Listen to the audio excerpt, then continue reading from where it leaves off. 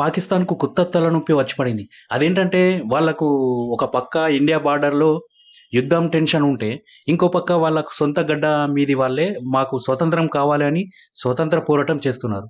ఈ బలూచిస్తాన్ అనే ప్రాంతం పాకిస్తాన్‌కు పక్కలో బెల్లంలా తయారైంది. అక్కడ బలూచిస్తాన్ లిబరేషన్ ఆర్మీ లాంటి చాలా గ్రూపులు మేము సెపరేట్ దేశం అయిపోతాం అని అంటున్నారు.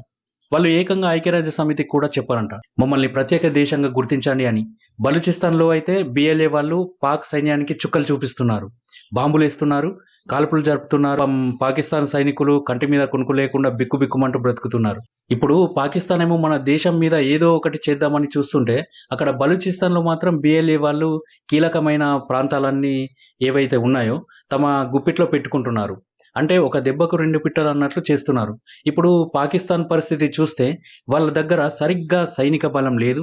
ఇంకా ఆర్థిక బలం కూడా అసలే లేదు. ఇంకా వేరే దేశాలతో అయితే అసలు మంచి సంబంధాలు లేనే లేవు.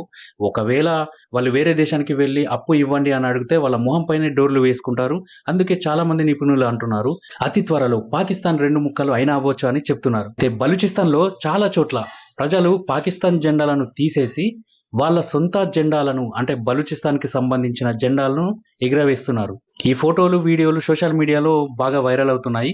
బలూచిస్తాన్‌కు ప్రత్యేక దేశంగా గుర్తించాలని వాళ్ళు గట్టిగా అడుగుతున్నారు.